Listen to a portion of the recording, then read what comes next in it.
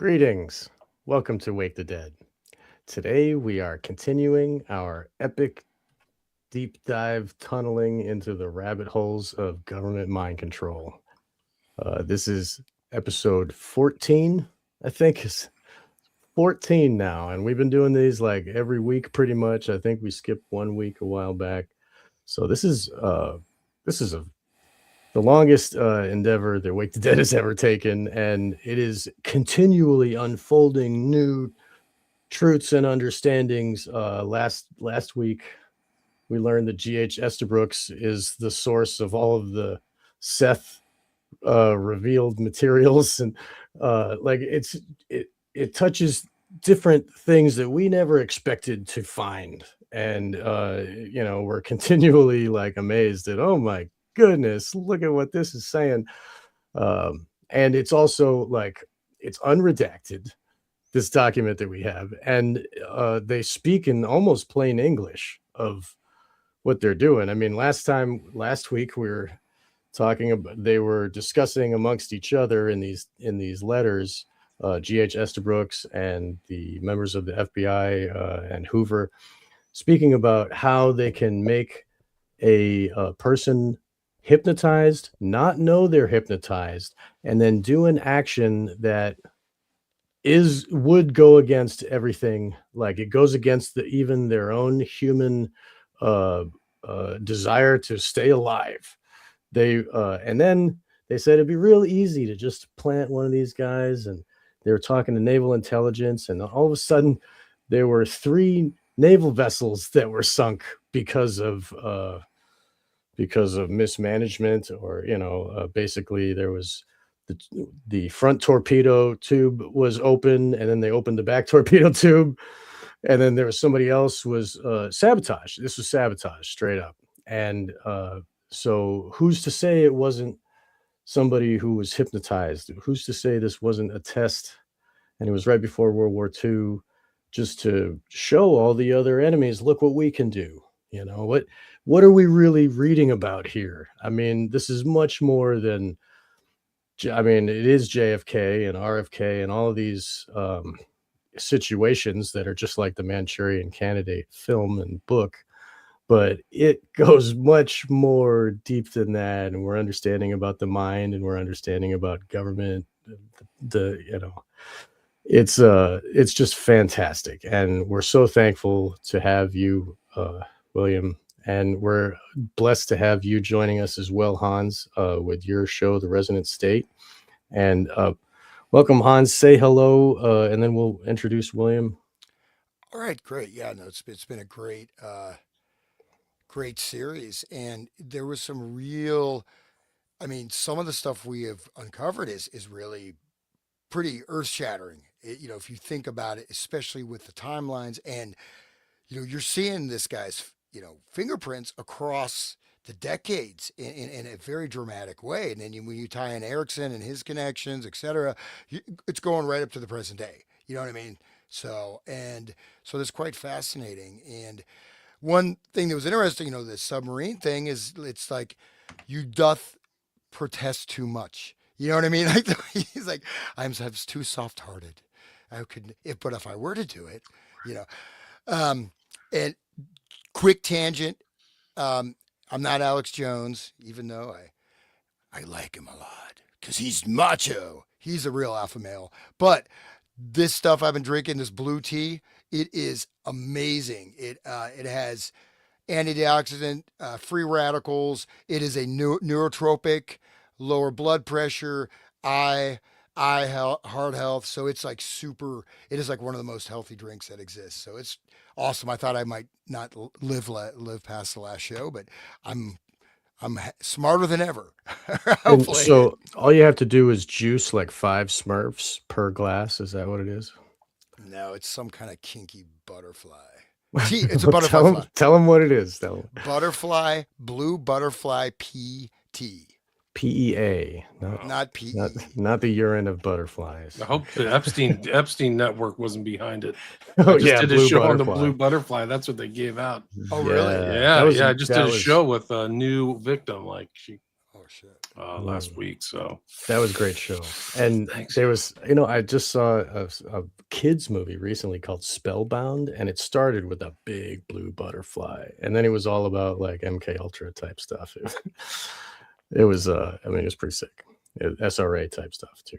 But it's Yeah. but you don't see it unless you know. It's like one of those kind of is hidden subtext, but all the way across the screen, big blue butterfly with the letters spellbound right there. That's the opening. So there's a lot more to that. We need to look into that. But Right. if They Epstein all was did handing those out, tattoo, right? Didn't that was like a notifying tattoo. Like it got darker. Like yeah, that girl, I forgot her name offhand, but the author of the Blue Butterfly, they were doing eugenics, harvesting eggs, really dark stuff. Like yeah, that's it's starting to unravel. And this new Epstein drops are incredible. And the wow, stuff about Trump and a dead body and all this stuff, like, whoa, he's heavily involved in that in the 90s. So it's really bad. I can see why they didn't want it to come out. Yeah, no. So yeah, it's really right, bad. But great intro, by the way, Sean. That was a great intro. I think so. I think this is really setting the timeline, just like Han said, setting the timeline back, and it's more appropriate. You're seeing other figures. It's not just like Esther Brooks or West. As West seems to be the leading boogeyman. I keep hearing his name all the time. But these guys are before that. Esther Brooks and Erickson for sure. And probably we can go back. I'm gonna try to this year as my goal is to go back to Mesmer and some of these other guys, but it all went out. One of the fascinating things which you'll see in this document, in addition to William Joseph Bryan, is they mention Honnison. So there's other articles and things. I'm actually in the process of getting some great articles. One's being sent to me right now that pertain and overlap with this document, but you just see that it's multifaceted and also this it's a bigger it's expanded. Like these guys are talking to other academics. They're talking to Hoover. There's a lot of back and forth between Hoover and all of his bosses at the FBI. There's clearly other things going on with naval intelligence and this war. So, right, like our most recent document is right before the war starts, right? 39. So you'll see this kind of this attitude change in Esterbrook's, like, is this wartime, seeing this in the application of these techniques in a wartime environment and also understanding how it's being used by the enemy too. And there's other things they say in here that are incredible, like Germany's the foundation of all this hypnotism stuff. And so you see, I think that this gives you a better multifaceted view of this pattern of stuff, that they know this secret knowledge. Like literally they're almost like alchemists or something, where they had this secret knowledge and they kept it secret. This is a document that just came out in 2018, and you can go back, we talked about it last time, like destroy this thing, destroy copies of it. Like even on 267, copies destroyed, 64. Like from something from 39, like they went back 25 years. I don't know how these copies came out, but these onto the context of this within the American government secrets, vast intel and secrecy networks are really something else. Like we don't know what other documents could be out there. That's why you should support Black Vault. But thanks everything for everybody for following this. We already have 70 live listeners on all these different channels, and a lot of I've just gotten positive responses from this. One guy said this is the best thing on the internet right now. Really, and I tend to agree with him because this is original research, and for people who appreciate research, this show's for you. So please share it too if you feel like it. That's what I'm going to do this year, 2016, is to have people share some of my shows if they really like them. Share them. You don't have to give me money. Just share the shows. It's cheap, or tell your friends when you're drinking. I mean, in the networks, the non-internet networks are really incredible because you never perceive them, but the grapevine really does work. Anyway, so I'm glad to be back with you guys and follow this trail.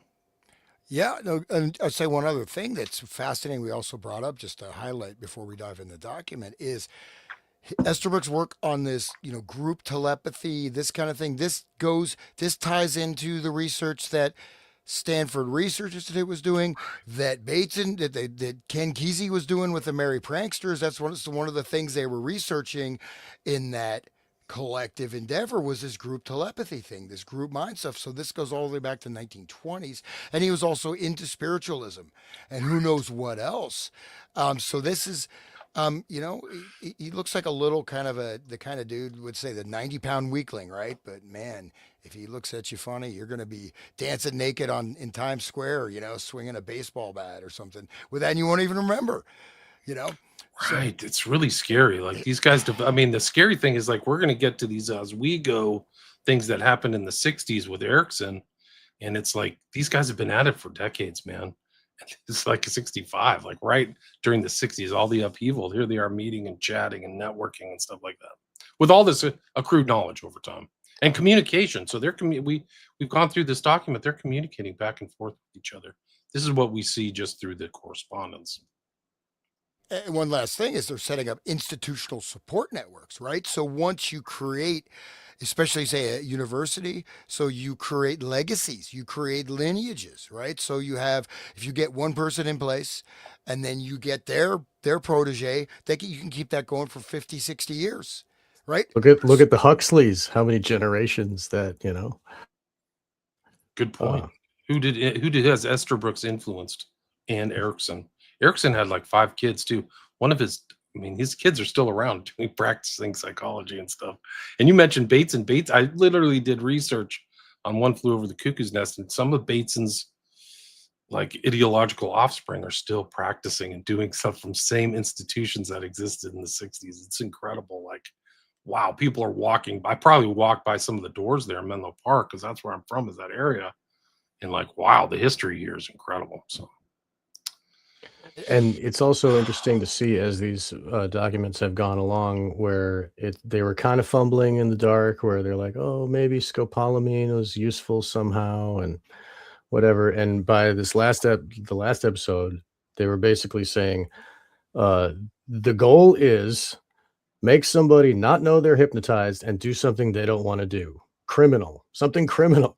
Like, how can we apply this in some way? And it wasn't like, oh, maybe this mind control can like better the world and we can save babies or something. They're like, how do we create criminals that don't know they're being criminals for our benefit? That's where like this the will of the state started off with like, oh, what's the possibility, and then it zeroed in on we're going to control people's minds completely and they're not going to know that we're doing it, and we're going to make weapons out of them, perfect weapons, like the Asian guy said in Manchurian Candidate. yeah, Dr. Yenlo. Yeah. But I Right, would also stress the one thing they talk about is to harm themselves, potentially die, right? And so again, the little we may dig into that at some point. The submarine accidents. Oh, you know, coincidence there. Because you don't right. think that before the war started they're going to have if you got a hypnotically controlled asset hidden in the U.S. Navy, you're not going to waste him on the pre-war before the United States even entered the war. They didn't enter the war until 1941. So that doesn't really make sense for Germany to do that, right? It doesn't. So, okay. Anyways, No, you're right. You're really right. But it does as Yen a Lo, if display. you the Go ahead, the sorry. self-killing thing, Yen Lo says it in one of the papers that he talks about at the famous scene with the 11 members of the platoon, and then at the end, Raymond Shaw, aka I forgot the actor's name, but he kills himself at the end, right? So it actually is integrated into that film. So Condon was on point. Like he must have had access to some documents. I don't know if everything, but And I might add that suicide programming is the cleanup that they put in the brain so that if anything goes wrong, whoop, then they end up, offing themselves, and that's the end of the story. Oh, nothing to see here, guys. And then they will never tell the secrets. There's a lot of uh, formerly SRA abused adults that are overcoming their troubles understanding their minds, and the suicide stuff pops out like it's just when their therapist gets too close to the truth, all of a sudden it just triggers in their heads. So like this is a mechanism of keeping the secret. So it's good that they displayed it in Manchurian Candidate for us to see, because that is a integral part of that whole situation. yeah, no, it's remarkable. And some of these guys do it. Columbine, like they have sketchy, like deep state connections. The parents of the 2 kids, um, their parents were like part of the military or something. once you understand this, you kind of see things in a different light. And you have to analyze each like shooter, like what is this person really doing, or who is he, and has he been in the hospital for a long period of time, like Raymond Shaw?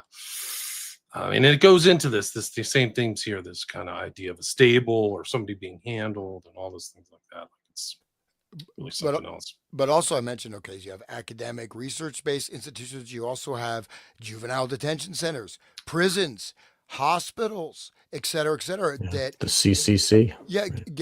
getting people in place and setting up institutional structures which are clandestine, right? So there's like an organization within an organization, and I think as we go in these documents, they will discuss this again with his, stop smoking, man. Don't go to Esther Brooks or Erickson to quit smoking, man. You're gonna be smoking, but you will stop smoking cigarettes, but you may be smoking something else. Or may go up in flames, man. So Just like Get Out, where she was teaching people to quit smoking cigarettes. The lady with the cup and that was her thing. She would help people to quit smoking cigarettes, put them under hypnosis. That was her profession. It's interesting. by the way, Yeah, I see, it quit all ties into everything. It ties into the modern culture, ties into all these things. day 4.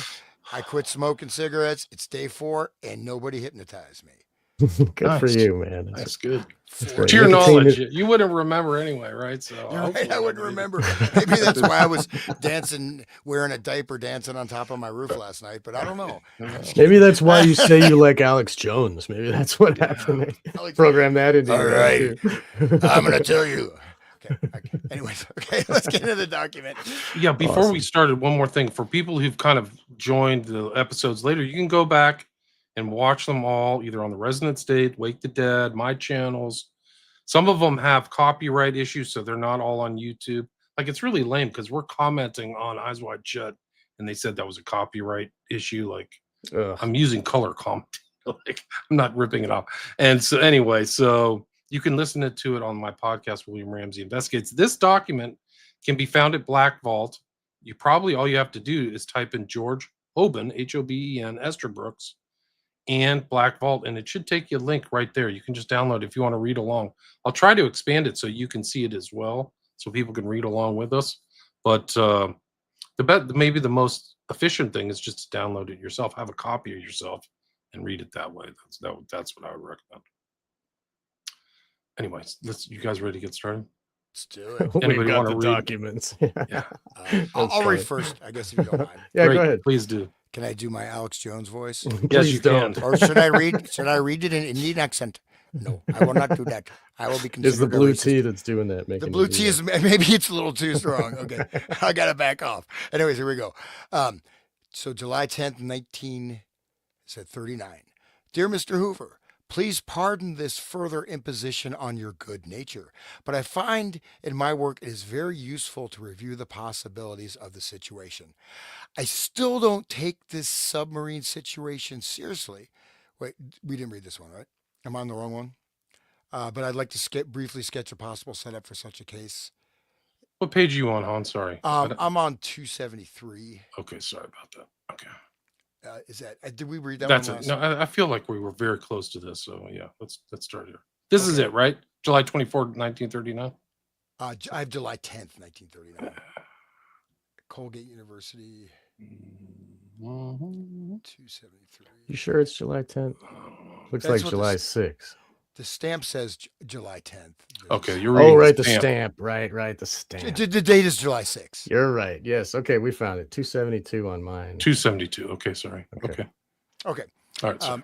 And if we did repeat it, it won't hurt to read it again. So, please pardon this further imposition on your good nature, but I find in my work it is very useful to review the possibilities of the situation. I still don't take this submarine situation seriously, but would like to briefly sketch briefly a possible setup for such a case. As I pointed out, hypnotism can be easily induced by means of a disguise technique. In other words, it is quite possible for a good hypnotist to hypnotize a reasonably good subject without causing the least suspicion as to what is happening. Here, of course, we would work behind the front of such an instrument as a lie detector. It is then very easy to remove all knowledge of ever having been hypnotized, and it is also easy to render it impossible for anyone to hypnotize a subject in the future. This gives a very interesting setup. For example, by the use of certain post hypnotic signs, that's interesting, right? Post hypnotic signs. It is quite possible to hypnotize an individual while he is sitting opposite you at the table. The process taking about 2 seconds. Then you can talk to him for 10 minutes, wake him up, and he has no knowledge of ever having been hypnotized. Besides that, he has no interest whatever in hypnotism, and should anyone else try the same game, he would be more difficult to handle than a brand new subject who is quite insusceptible to the trance. All this I have outlined before and simply reiterate it to refresh your memory. Now, returning to the melodramatic side, it would be very simple for, say, myself, working in any one of your hospitals, to secure half a dozen subjects without you or anyone else being the wiser, being any wiser. Then it would be a simple matter to direct their interests to the submarine service or any other branch of the Navy. After this, I am quite convinced that criminal action could be obtained merely by the process I outlined in my last letter. I am serious to the extent that I am quite convinced the whole thing is possible, but I don't imagine for one moment that it ever occurred or ever will occur. Of course not. Oh, it never do crimes. Sorry, I didn't mean to interrupt. Go ahead. No, so right there you have Right. completely infiltrating various institutions, getting people on career paths, setting up sleeper agents, making so that no one can even ascertain that they were hypnotized or hypnotize them. So pretty detailed overlay of your Manchurian candidate set up back in 1939. Yeah, incredible. He's so willing to participate too, the way that he words this document. He's like clever, like very clever, like dance, good, maybe, or right. If this is it's possible that I slept with your wife, but that's not possible. But this is how it'd be like. This is what her body looks like. I mean, come on, dude.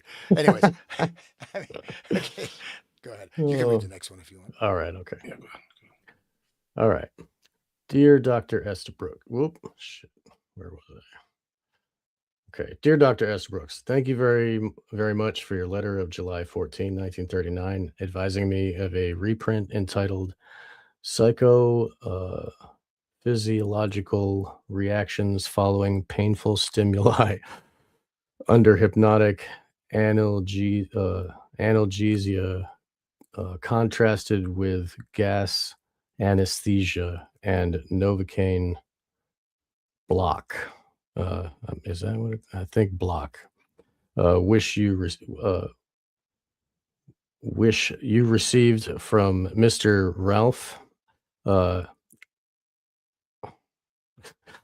sorry, this is kind of weird. It's all smudged. And Ralph Brown, psychologist. Okay, Ralph K. Brown. I see, psychology.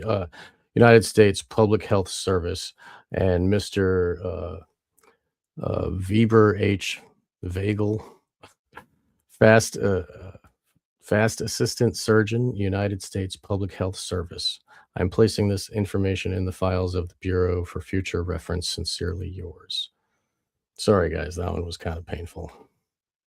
But yeah, that's okay. Psychophysiological reactions following painful stimuli under hypnotic analgesia contrasted with gas anesthesia and Novocaine block.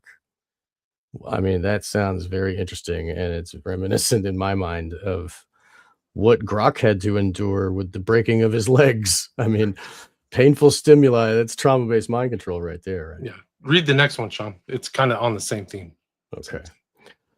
Dear Mr. Hoover, it occurs to me that you would be interested in the following two men.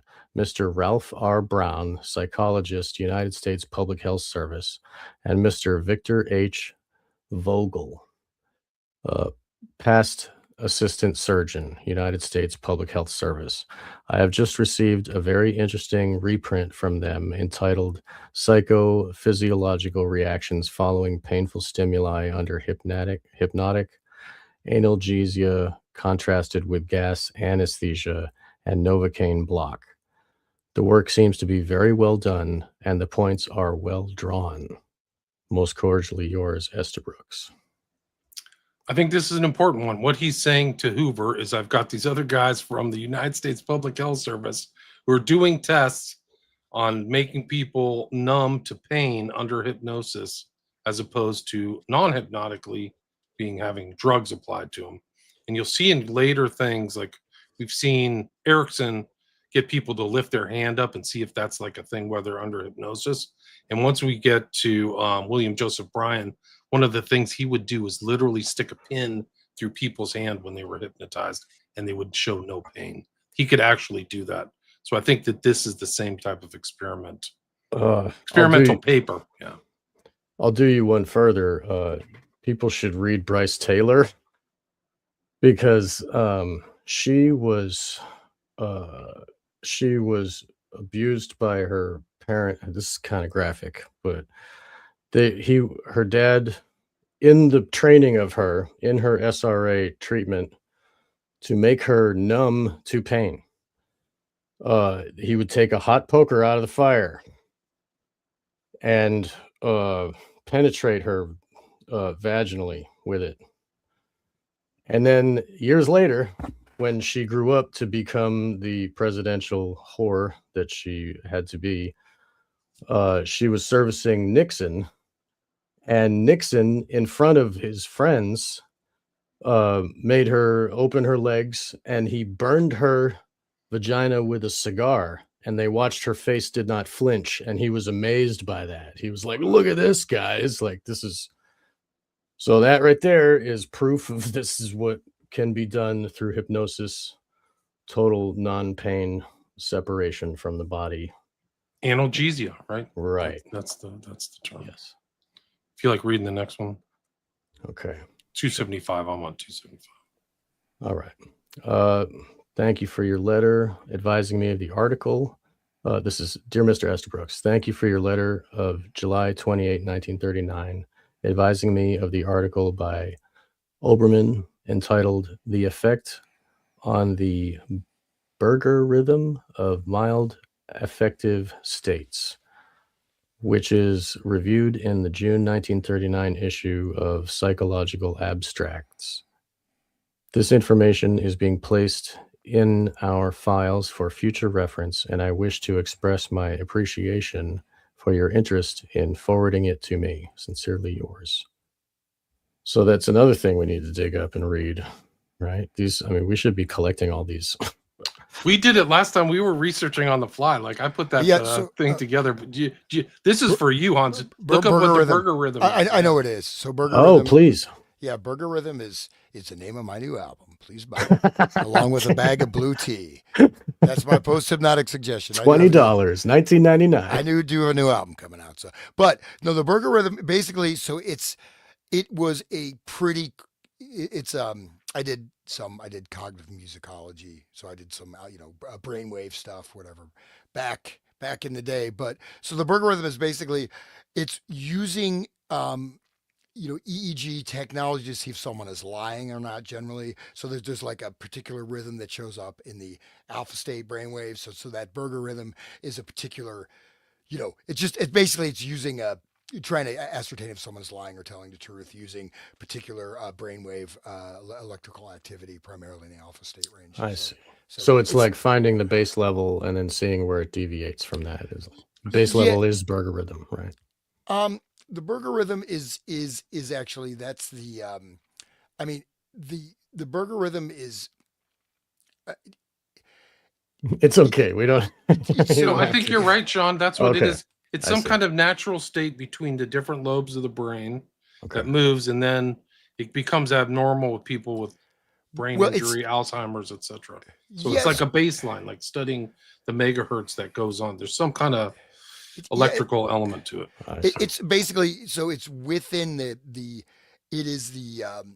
it's within, it's sort of like it's a frequency pattern, and then there's slight, pings. I mean, so it has a range, right? So it's, you know what I mean? And so there's pings that would come in that particular rhythm showing, it was believed, showing if someone's lying or telling the truth. So you'll see little within that frequency range. That's, you know what I mean? So it's still in the same range, but it's showing not necessarily anomalies, right? Because there's going to be lots of different effects on that rhythm depending on different states or different stimuli or whatever.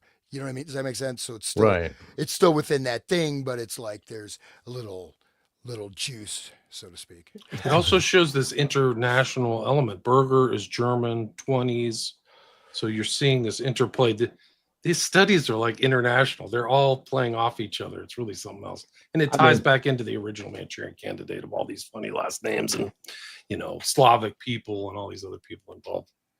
Zandor Zavost. I'm Yeah. Hungarian, right? But I mean, it just goes to show that globalism has always been there. You know what I mean? And when the whole pandemic happened and the whole world stepped right in line, of course it was the same back in the 30s. Like, yeah, duh. IG Farben is like, still around. Like they built up the Nazis to be what they are, and then they took the best pieces of it and dismantled the rest. I mean, it's all one it's one big plan. It's just been rolling along. I mean, I'll shut up. I'm sorry, guys. Read the next one, 276. All right. 276. Mr. J. Edgar Hoover. Dear Mr. Hoover, I note an article by Oberman entitled The Effect on the Burger Rhythm of Mild Affective States, reviewed in Psychological Abstracts, June 1939. Apparently, he feels that it can be used somewhat as a lie detector. On the other hand, the apparatus is a pretty complicated one and by no means as convenient for use as the regular apparatus we use now. I thought you might be interested. Most cordially yours, Estabrooks. So they like the psychogalvanometer better, right? Or at least Estabrooks does. But this is just another aspect of Estabrooks, not just the spiritism, ESP, hypnotism. He's also involved in the lie detector. And this Right. burger effect, burger rhythm seems to be an element of it. That's why when you see like somebody, if people recall people being administered a lie detector, that little nod is like the brain waves, right? So probably one of those is the burger rhythm. It's the baseline, just like you said, Sean, I think. Right. And it's also noted that he kept bringing up how easy it would be for him to act like he's just giving a lie detector with this machine, when at the same time he's actually programming the subject to not know he's programmed and to do things. He said that a couple episodes back. He was saying that the lie detector is a perfect excuse for me to go in there and have time with the person, and he could make it look totally normal and legit. And the lie detector is so ubiquitous now; it's like used everywhere, even though it's been debunked in court. They still use it as if it's truth. I wonder what the true purpose is. What is there more to this? Because the original intent that Estabrooks had was devious, if to say the least. I'll tell you a funny personal story. When I was in law school in DC, we had F. Lee Bailey come. This is probably 1996, literally 30 years ago. And he was a funny looking guy. He almost looked like a cartoon character when you saw him, because he had this huge protruding belly and a very kind of smaller lower body. You don't really see it when he's sitting down, but he almost looked like a cartoon character with a big belly and a belt really tied around his waist. But he was trying to convince the law school audience that lie detectors were legit. And now I know so much more about Bailey and his connection to William Joseph Bryan and all this stuff, and Bell-Eye too, that it just blows your mind, bro. This document is just so crazy because people who don't know Bailey, there's just so many people he was involved with. Boston Strangler, OJ. He was the lawyer for Patty Hearst. Like, these guys are intertwined. It's just off the charts. Wow. And he went to these like William Joseph Bryan hypnotism conferences, like the Oswego conference, which we're going to learn about here in this document coming up. Yeah, Do you this want? it makes like now all the stuff that we thought we knew about, now this is giving like concrete something we can really stand on that gives us proof of what we're speculating. Oh, there it is in plain English, Yeah. And we're learning the subtleties. I think I would never have known about the burger rhythm, like the things we're going to hear about the Luria technique. Oh, So you're this is seeing how right. sophisticated. Yeah, Somebody want to read this one? I'm at sure. I'll 270. Yeah, I'll read that. I just want to say that just like a lot of people know about EEG, it kind of came in even mainstream science in the 60s, a little bit in the 50s. And in fact, even I've looked at like neuroscience, stuff like that. They usually talk about it really being popularized in the late 50s 60s, and then it comes of course people doing biofeedback. But when you talk about neural entrainment, right, you're looking at say television, you look at photic driving, you're creating neural entrainment, you're altering brainwave states. So they, it looks like they were pretty advanced in the obviously in the brainwave monitoring back in the 30s, which is not necessarily common knowledge. I don't know to what, I mean, maybe general public was aware of it, but of course most people know, biofeedback or whatever. But anyways, next one.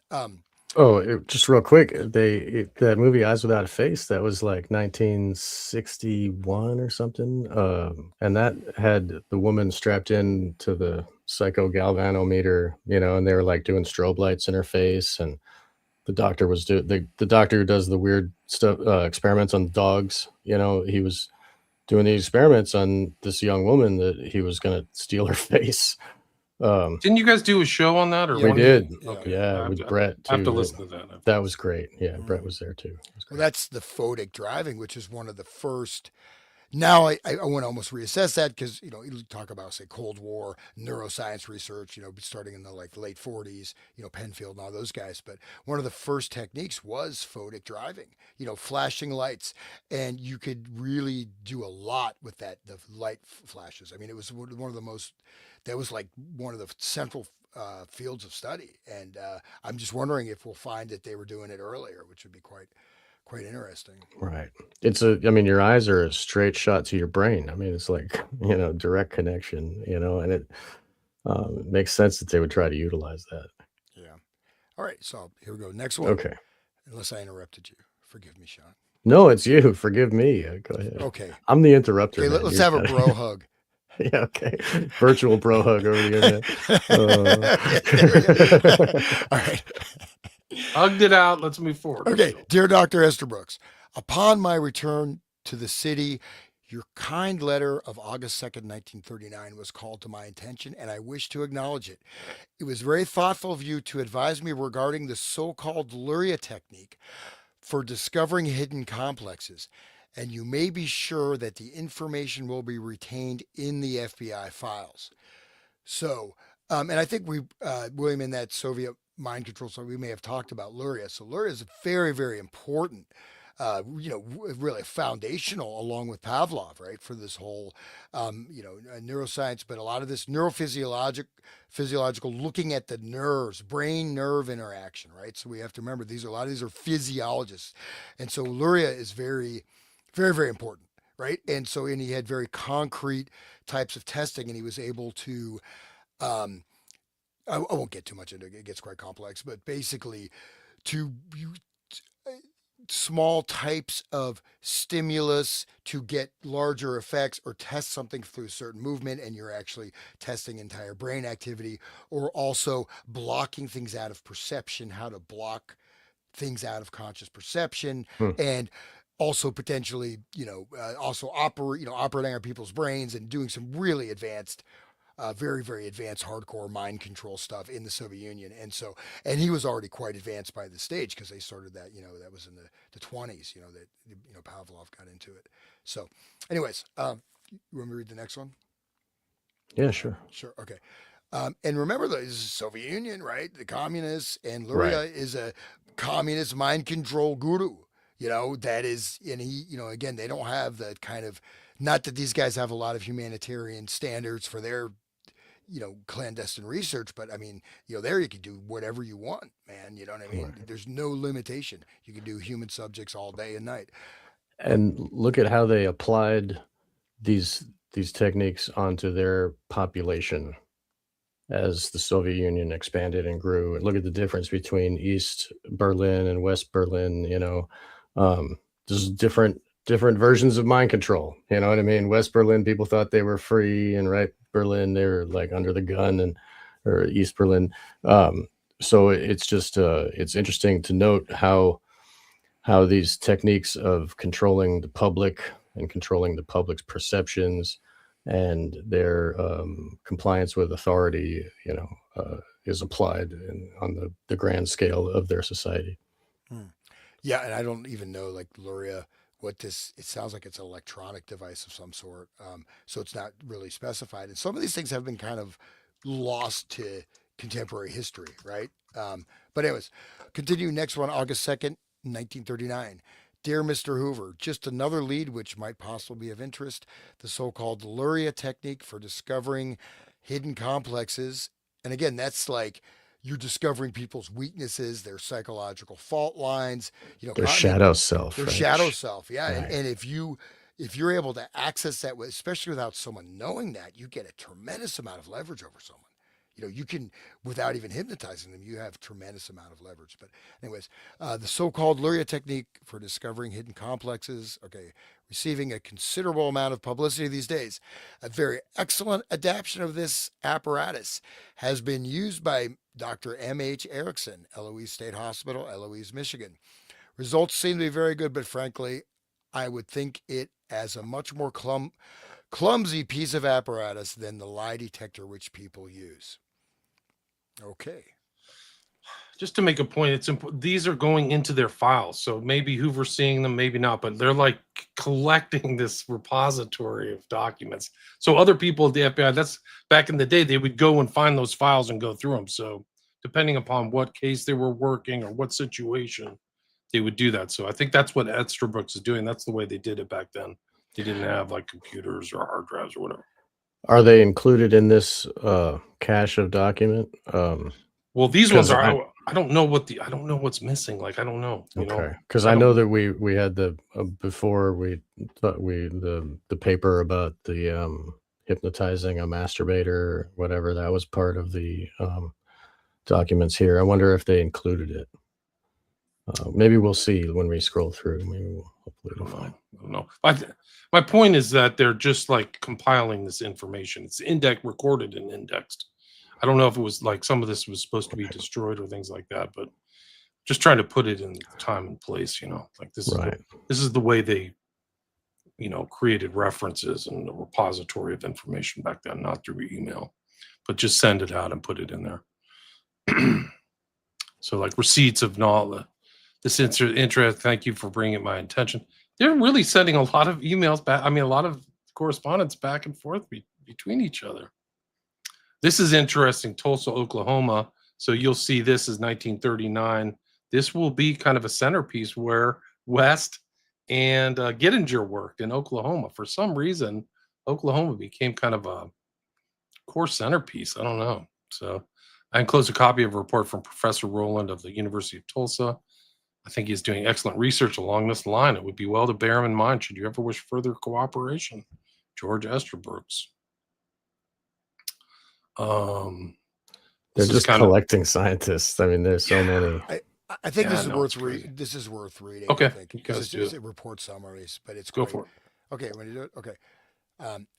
We can do the dialogue. You want to do question response? It goes down. But the problem to see if it is possible for a prior hypnotist to keep information from a later hypnotist, the subject being the same for both, and to see further if the material retained can then be relayed to a third person upon a cue indicated by the prior hypnotist. The subject known to fall easily into deep hypnosis was called in the laboratory, ostensibly to have photographs made of him at different stages of the approach of sleep.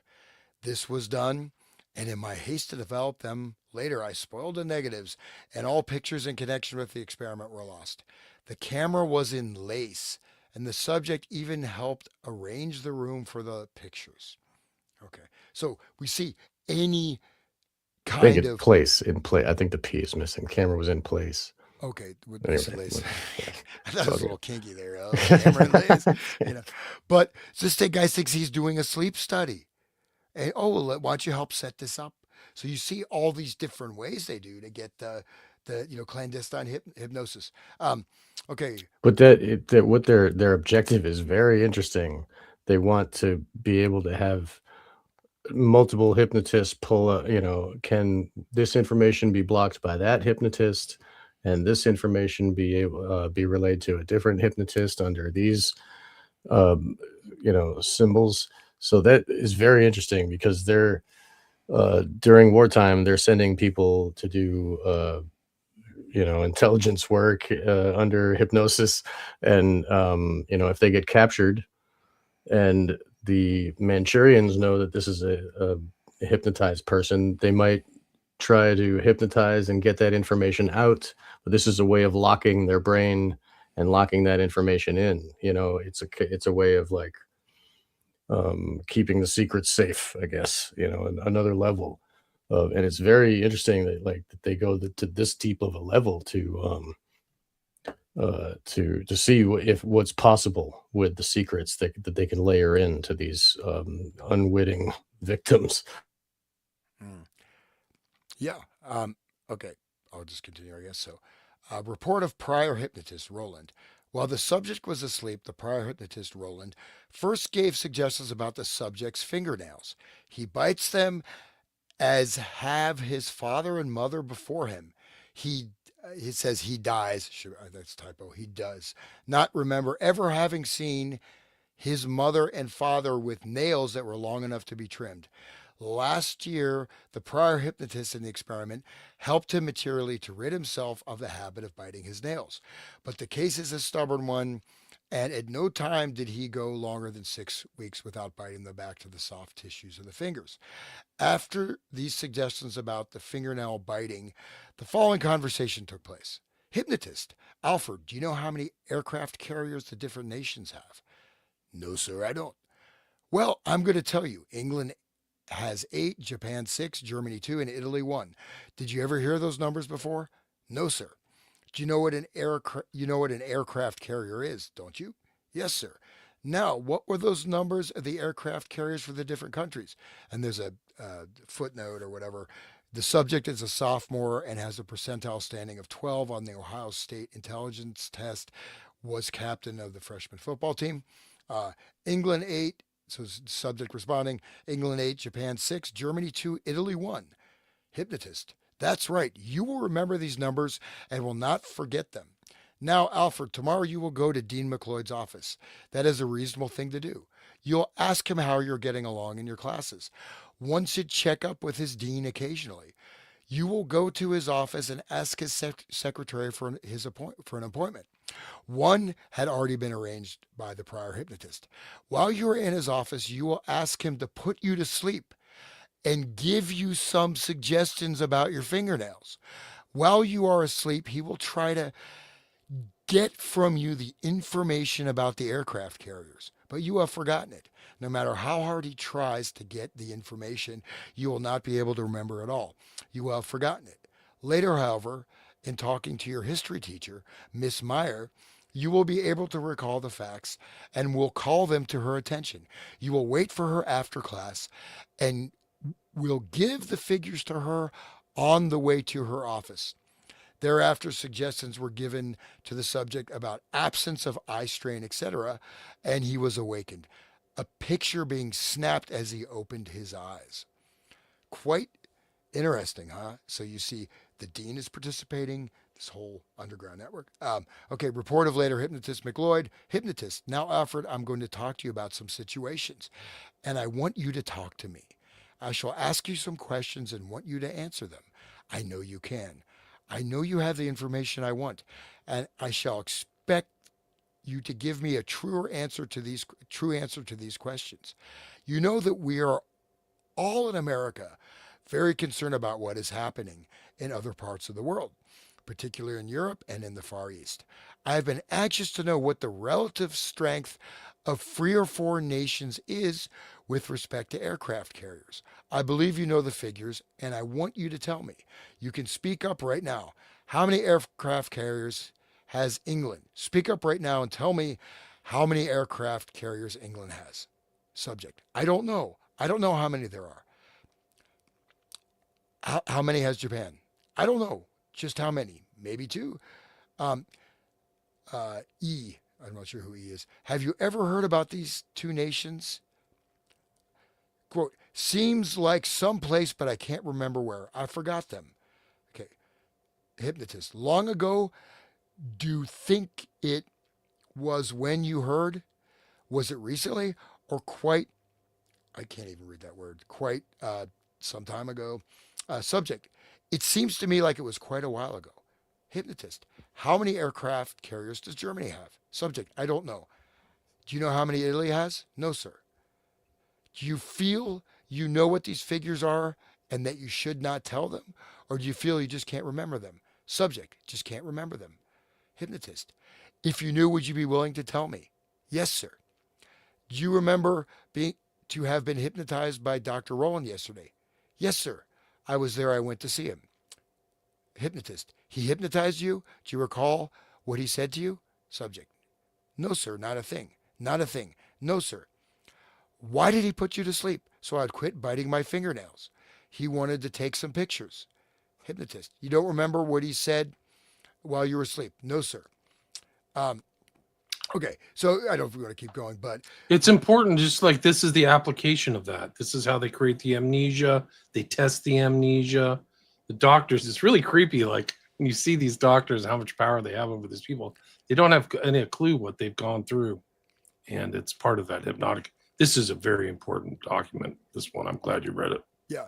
Okay, now we go to the Professor Carolyn Meyer. So again, we have the hypnotist, we have the dean is also involved in hypnotizing the subject. The subject has been programmed to take actions, to say things, to go places without his knowledge and his memory and thinking it's his own volition, right? And like the thought put in his head, oh, you should go see your dean every once in a while. It's good for you. Like I never saw my dean in Ohio State. But anyways, so this is a history professor who again is in collusion. So Alfred came to the class and was the only person in the room when I arrived. I came early to give him a chance to give the information he had been instructed to give. I brought up the subject of war and steered as close as I dared to the matter of aircraft carriers. But Alfred said nothing about them. At the close of the hour, as I was going to my office, Alfred followed along after me and gave me the information about aircraft carriers. His figures were correct.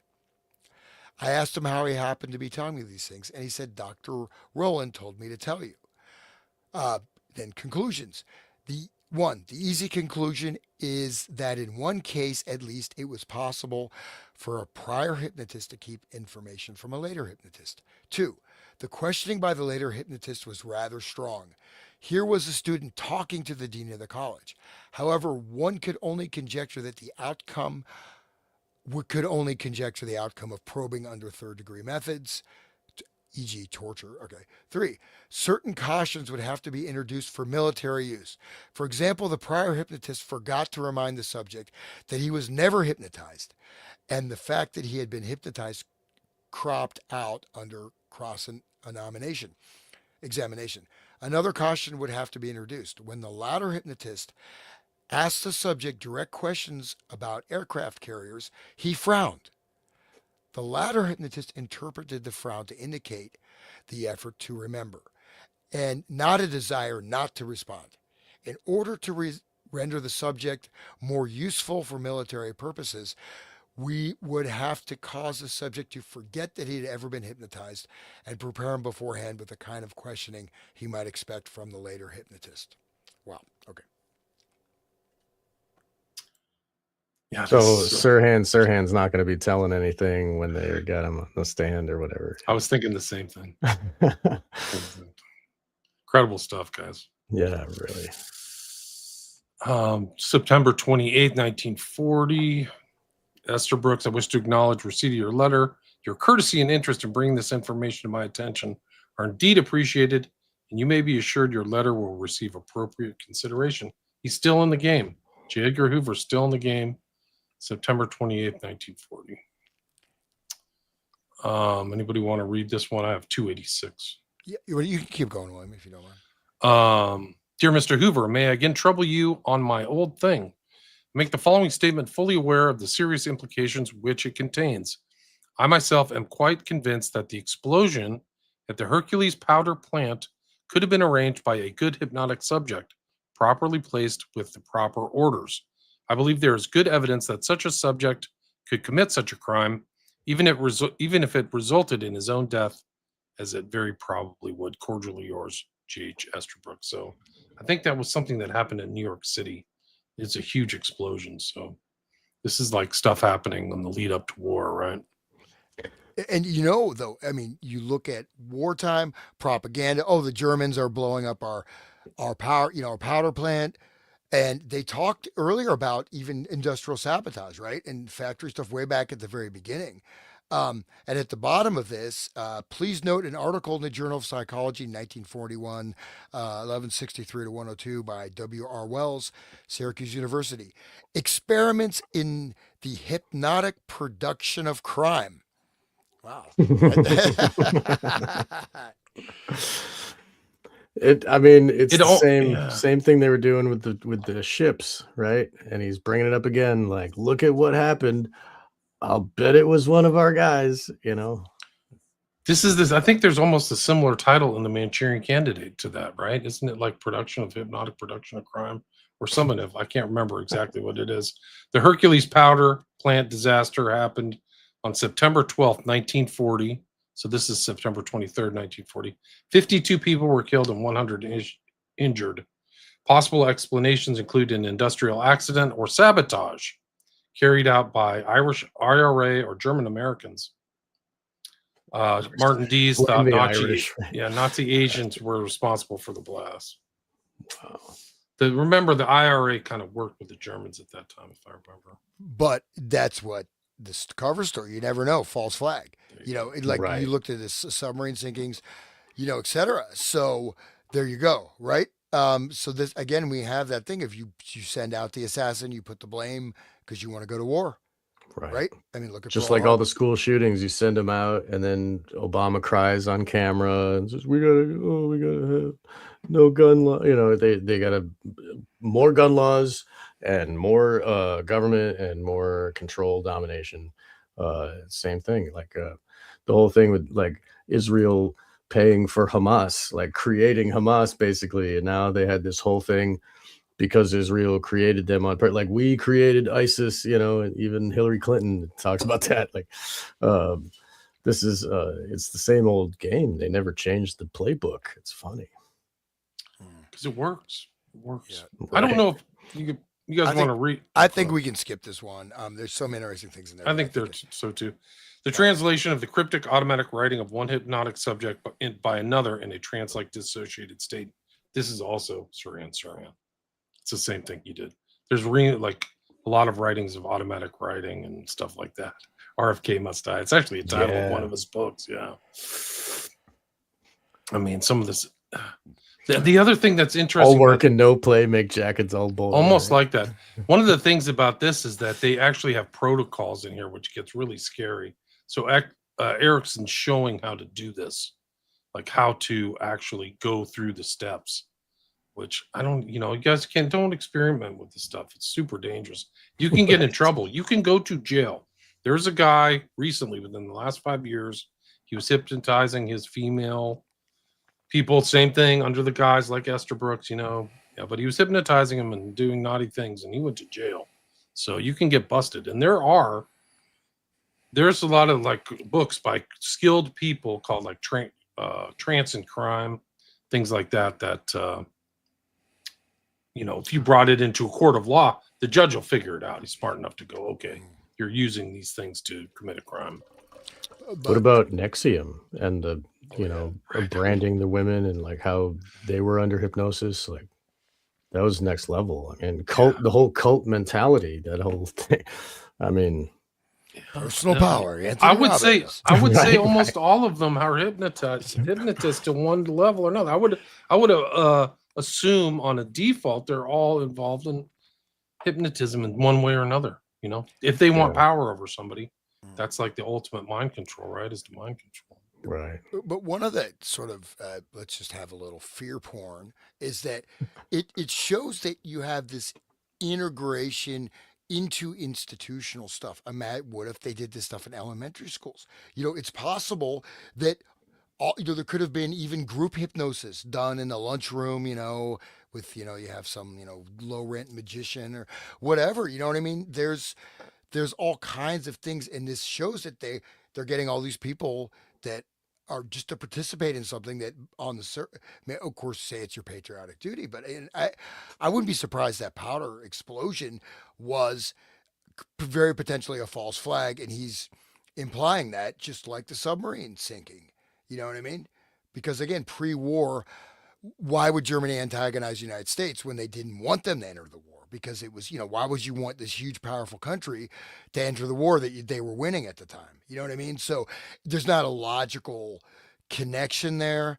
And, it's very easy to, sheep dip people. And so I think that's just important to keep in mind. Right. Let's see. So Let's see, where should we go to Where next? are Are we at I think the September 30th one is a good one. The other ones are just kind September of misses. 30th? This is October 11th. Okay. September's after that. Yeah, let's do You that. want me to That's take 302. Yeah, why don't you Yep. do it? Do you want to read it? Go ahead. Okay. Dear Mr. Hoover, I take the liberty of forwarding you an article by Dr. W.R. Wells of Syracuse. It seems to me that this article is extremely significant, recorded and indexed. May I suggest that if you and our military people are unwilling to use, there's a stamp over that. Some of the more unethical. Thank you. Yes, that's important words to read. Okay. If you are unwilling to use some of the more unethical process as hypnotism and insist on modern war as a cricket match, I don't think we have any right to presume that the totalitarian states would be worried over any such scruples. In this case, it would seem to me wise to get our anti-aircraft defenses in order, so to speak. Right? Okay, so they got the technology. It's like the same thing with the nuclear. Like, oh, they got them, so we got to have them, right? We got to be just as unscrupulous. Okay, I'll keep going. As I said in a previous communication, there is no reason not to think that it a reasonable possibility that such a disaster as that in the Hercules Powder Company could not have been produced by this means. I don't maintain that it was, but I say it could have been, and if somebody decides to use this weapon for sabotage, it might prove a pretty serious matter. Cordially yours, Estabrooks. So he's really putting more force behind the same sentiment that he keeps saying over these letters. It's really reiterating with much extremely significant, he says. Yeah, interesting terms in here too. The weapon theme is there again, right? It's Right. referring to it as a weapon. So right, and the modern war is a cricket match, right? Or the old this new war that they have is like 5D chess, as they say, right? these are just incredible. This is what, December 27th, 41. So this is after December 7th, right? 41. That's when the World War II officially started, I guess. Right. Bombing of Pearl Harbor. So the FBI, dear sir, attached here too are copies of a communication received from GHS Brooks of Colgate University, whom the Bureau knows in connections with experiments to hypnotism. That's Nathan. So this is like things are ramping up, like so the war has started. December 15th, this is Nathan going back to Estabrooks. I fear that this is somewhat of a ghost from the past. I still insist that there are very definite possibilities for the military use of hypnotism or hypnotism, and I'm hoping that somehow, some way, you people in Washington will give myself and my friends an opportunity to demonstrate. By my friends, I mean in particular Professor R. Wells of Syracuse and Professor L. Rowland of Baylor University, Texas. So it's all the way in Texas, and that document that you read, Hans, was mentioned Rowland, right? So it shows that this is not just some geographic location in New York or Washington, D.C. Literally Baylor, I think, is Austin, or is it between Austin and Dallas? I forgot.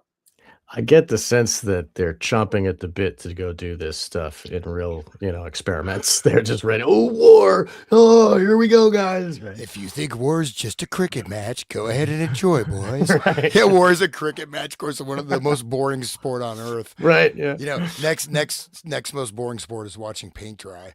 Now, I've actually watched. I've never gotten cricket, but like in India, people love cricket, and the matches will go on for like 6 hours, man. But they get into it. I don't know.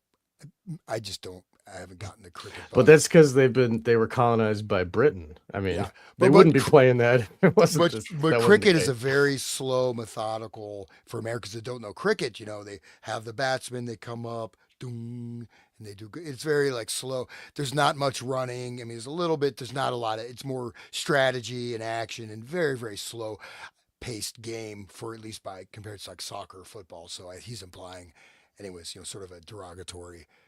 Man up, Hoover. Yeah, man up. Copies destroyed 1964. So somehow the copies got here. I mean, it's just something else.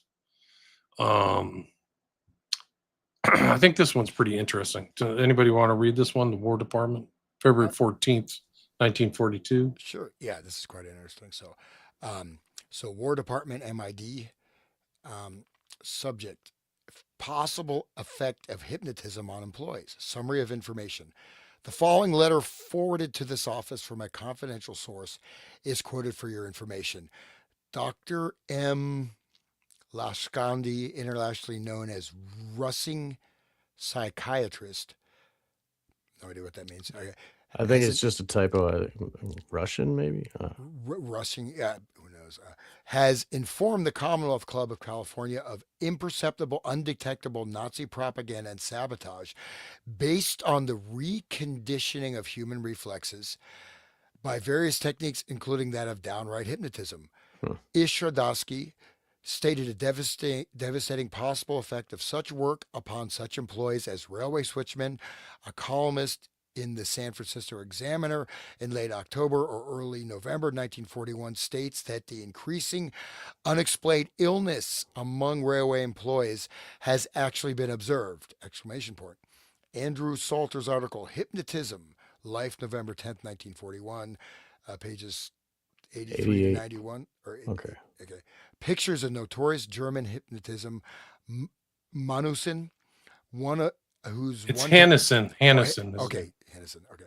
Whose one-time employment by Hitler was fully discussed by Pierre Van Passen in Cosmopolitan about a year ago. The foregoing are random examples of a tremendous case that could well be prepared and documented. Special agents of FBI stated that while the theory hands together, that's an archaic expression, I guess, that can only wait for legally overt actions, which are, of course, unnecessary for sufficiently clever propagandists and saboteurs, and which, of course, will not be committed. Yet, FBI apparently cannot or will not take the initiative to prepare the American people against that which they cannot prevent. I know that this matter was long ago given to the American Legion, the Army, and the FBI.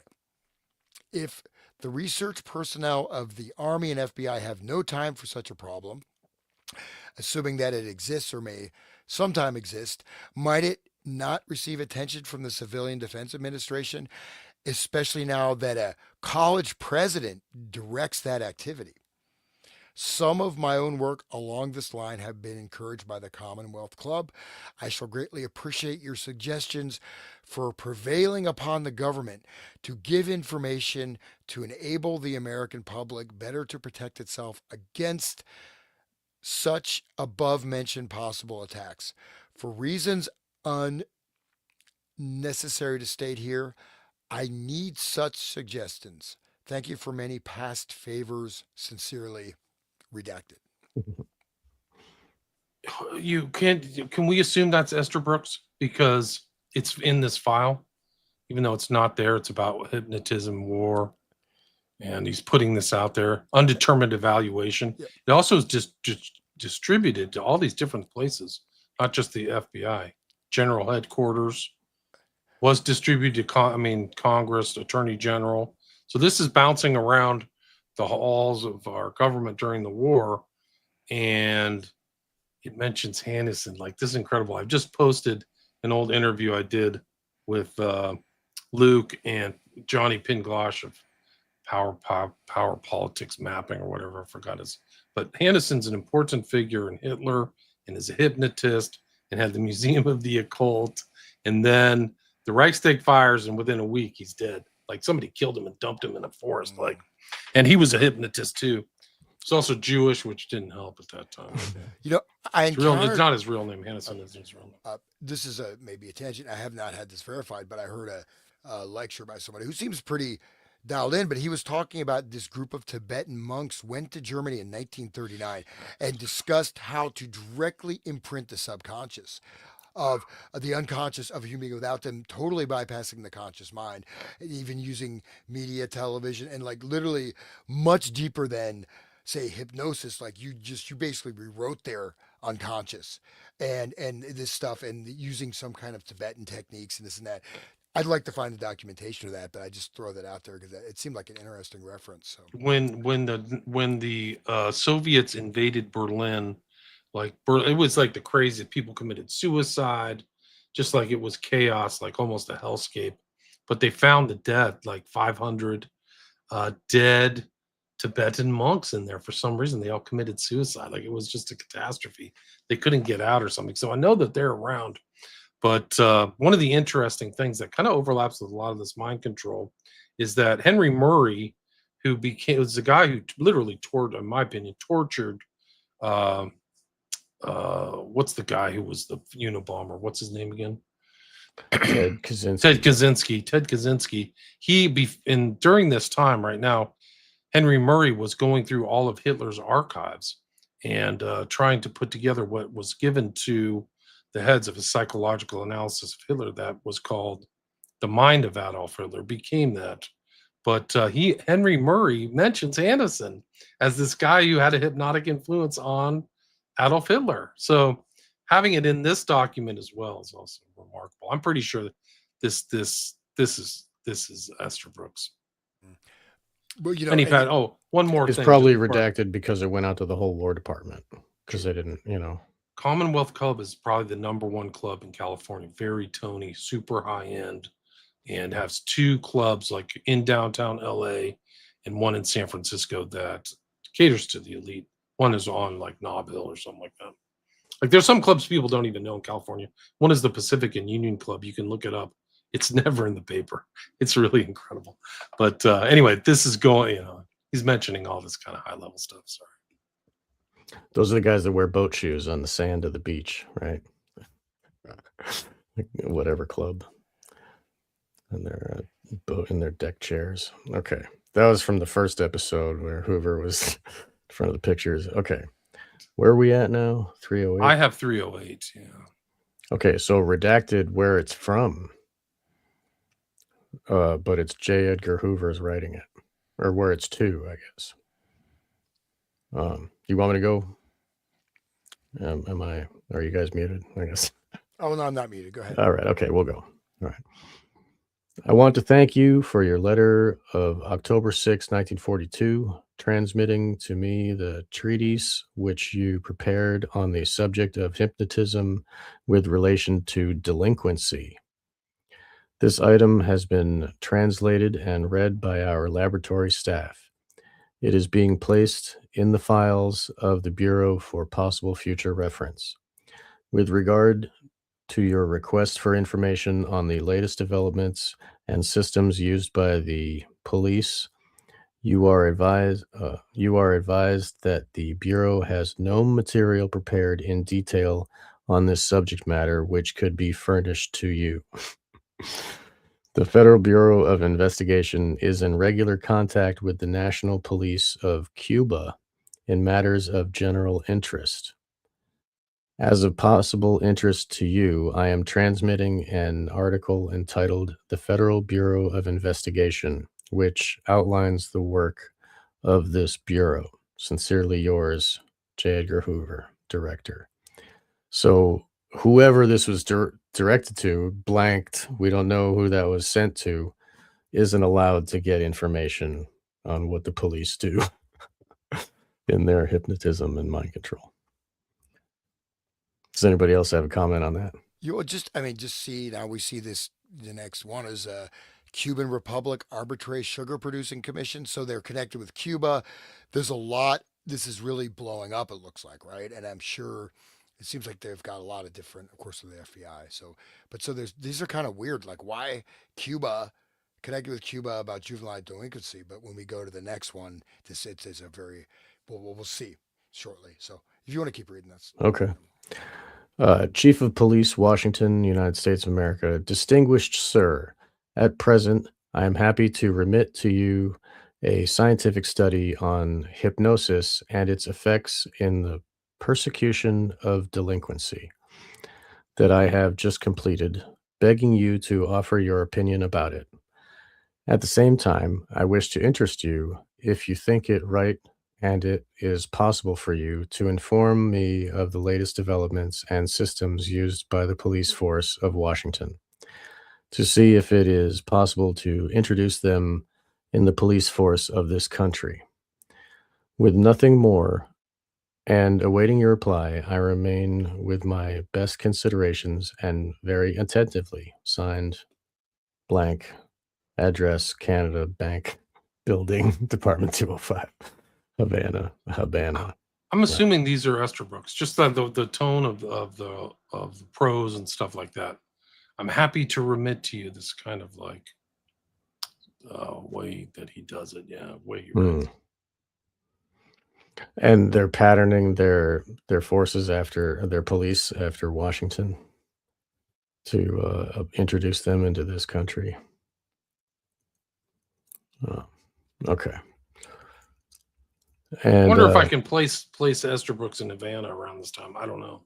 That's a whole nother thing. I don't know if he's down there. October 42. Yeah. But I don't know why he would be included in this document, like these documents, if it wasn't him or something associated with him.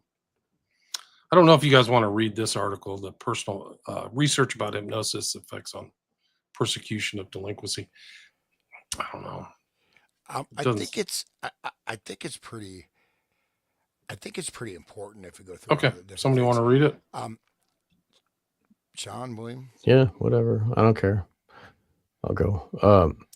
Research about hypnosis and its effects on the persecution of delinquency. 1. Personal magnetism.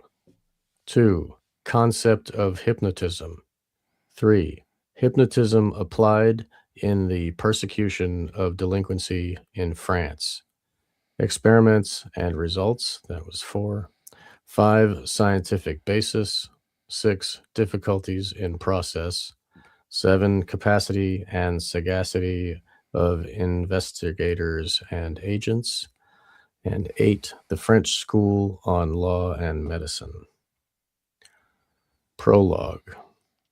With the purpose of contributing with our modest efforts to the arduous and difficult work performed by the police force of Havana, we have also tried to contribute in the investigation of crime to the persecution of delinquency, studying this subject through the following points of view.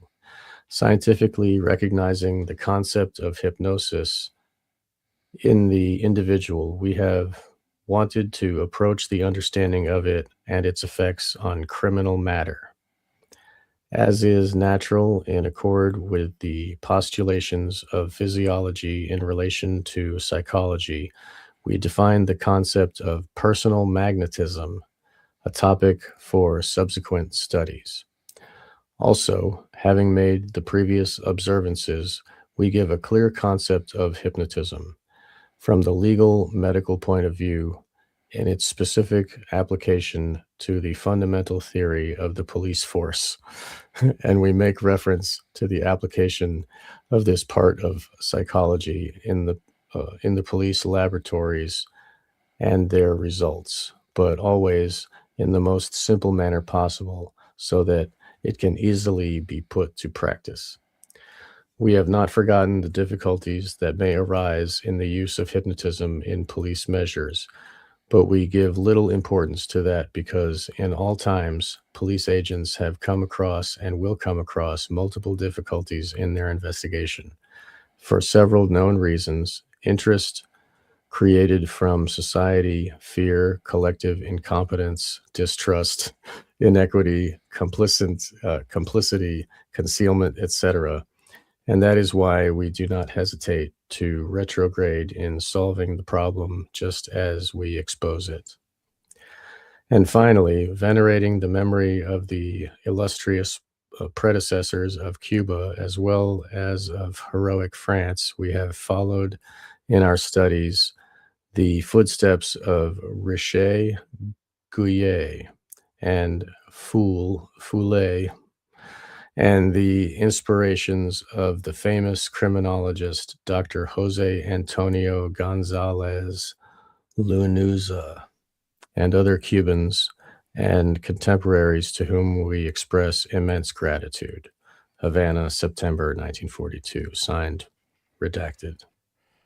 Okay, great. I'll just continue because this gets where it gets kind of interesting. And again, this is the Washington police force connecting, and they're into it. You know, And the Washington, that's DC, right? That's DC. Yep. So that's not United States. It's separate, right? It's not a normal police force. Okay. Yes. Because Washington D.C. is its own little country. It's separated from the rest of the country, neutral territory or whatever the hell. But it's one of those city states, that has its own governance. That's why Trump was able to put the military in Washington D.C. because he can do that, because he's like the leader of the police of Washington, as well as the leader of the army and the whole military, all that crap.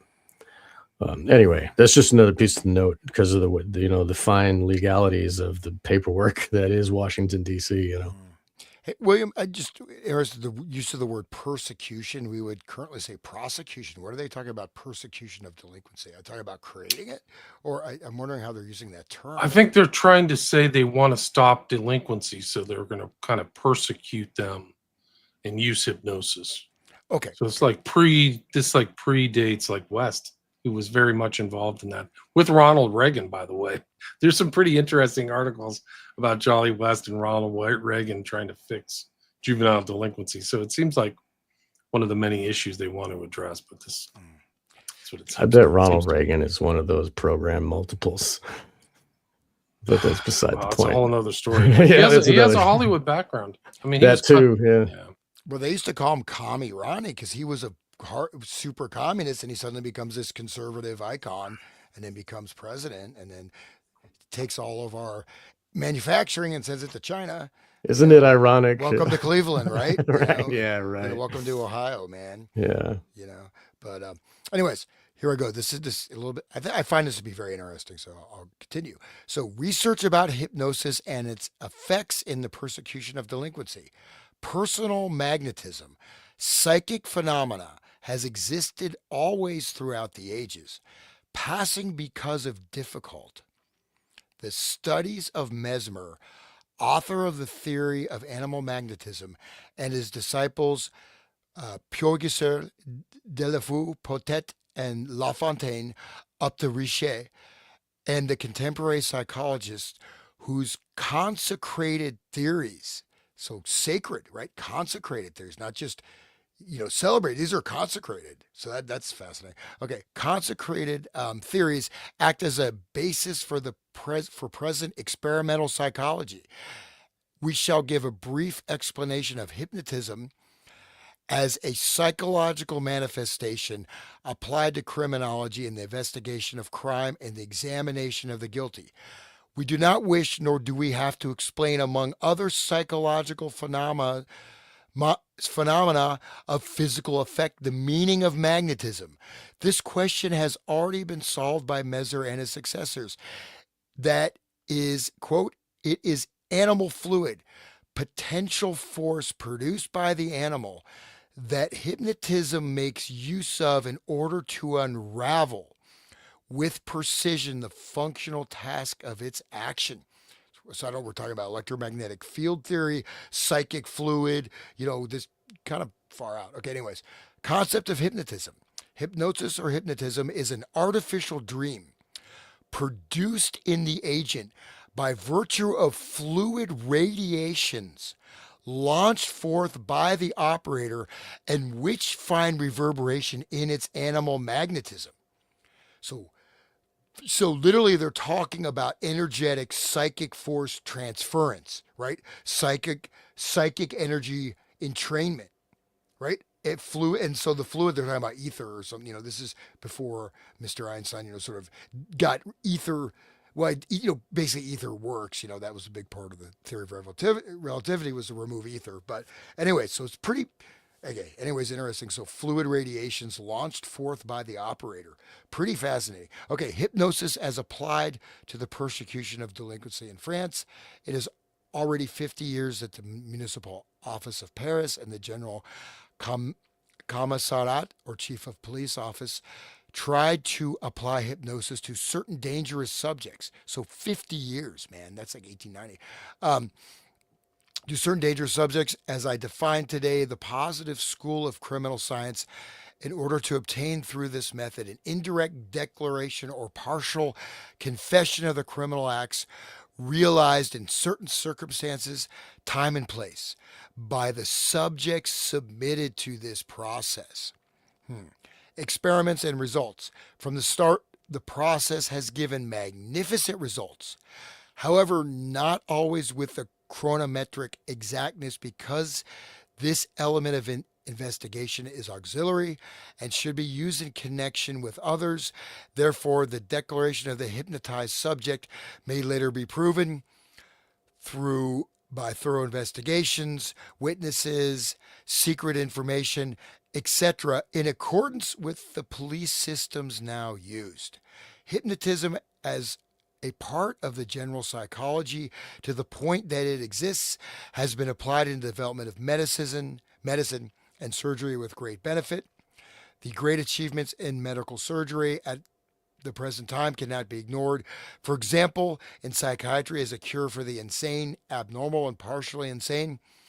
In legal medicine, in application for the prevention of delinquency.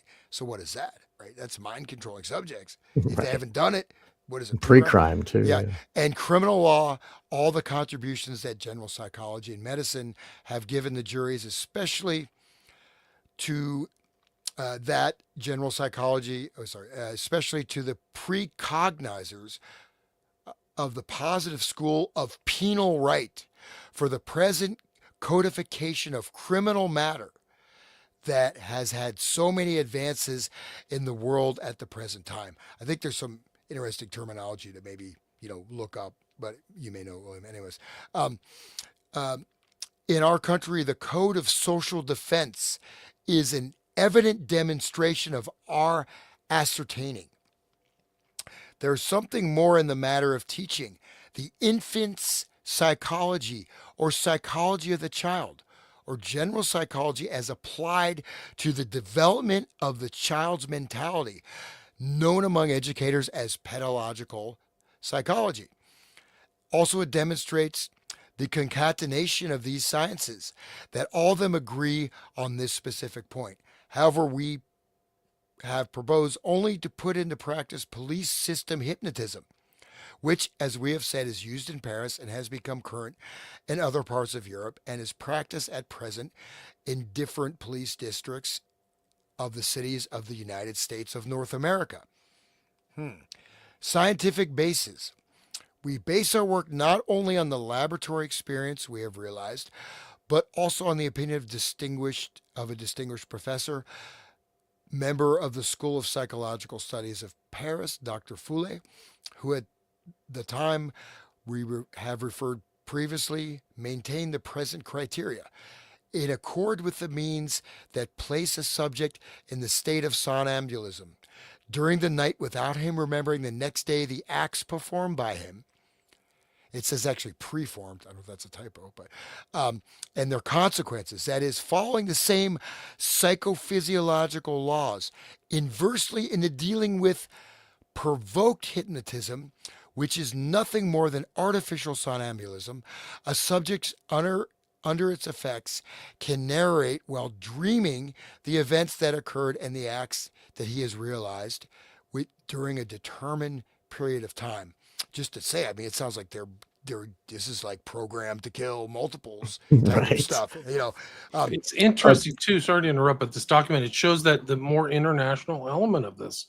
We talked about Germany and some of this other. This is like Paris. They're going back early, right at the turn of the century. So Mesmer, like they've referenced Mesmer. So as a historical document, like this document's something else. This particular but document. also notice this is from Washington D.C., right? Police chief of Washington D.C. They're writing in a very different linguistic style, right? They're writing the United States of North America. You know, there's some embedded things in here in some of these codifications of social processes. It's, you know what I mean? It seems like kind of almost a formal diplomatic language that's sort of this international state level that actually I haven't really encountered before personally, because he's writing to this police chief in Cuba, but it sounds like they're very involved in their own ways in oh, hypnotism. it was said in the beginning it was translated from the Spanish. Oh, okay. It might be because of that. Sorry, No, but I mean, it's a simple explanation. you shot Sorry. me down, You got man. all these, you know, your conspiracy mind is going. But No, I no, but just when they there were is some talking stuff about there. this programming through somnambulalism and the person not knowing when he wakes up, made me think again of the Cabinet of Dr. Caligari, that 1920s German silent film that, like, you know, it is the program to kill. Like the somnambula, the person would get up and sleepwalk and go kill and then go back to sleep and not know it killed. And the hypnotist was the evil, you know, crazy scientist that was the one directing him and telling him who to kill. I mean, it's interesting that it was in 1920s Germany, like right in the, you know, right before all of these documents showed up. Yeah, no, no. I mean, obviously, there's a lot of weird diction and stuff like that, and you can tell it's translated. But there's like criminal matter, and there's some specific terms that would not. You know what I mean? Like, I don't go back through them. So, but even I mean, you're talking about fluid psychic energy being transferred into individuals. So that's pretty far out for the police chief of Yeah, Washington.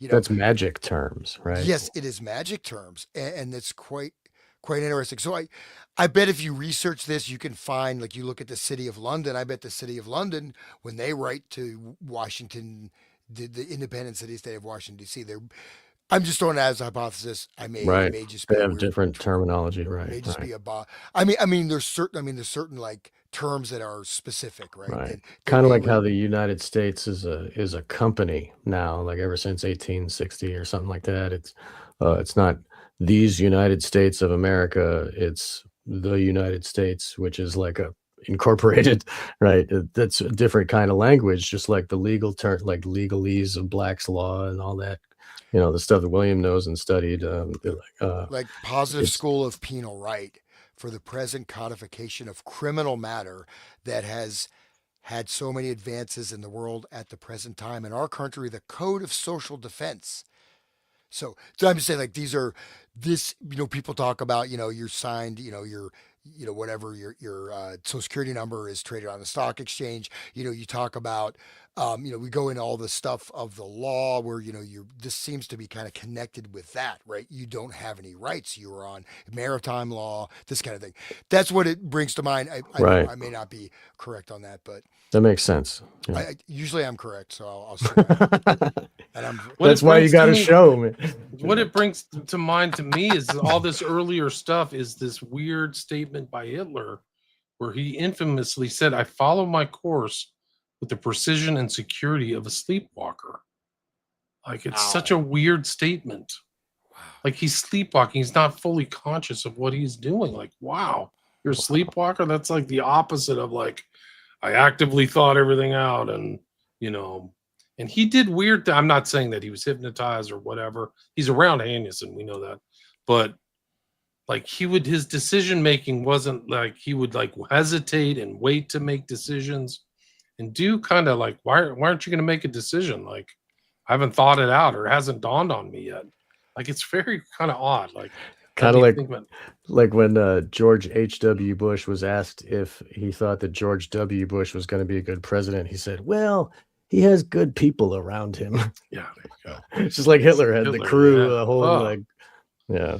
Yeah, I mean, it's just he's very strange, like his relationship with his monsters that surrounded him and stuff like that. It's And just it almost seems like a dog whistle to say, "Yep, I am a somnambulist. I'm just sleepwalking here, guys.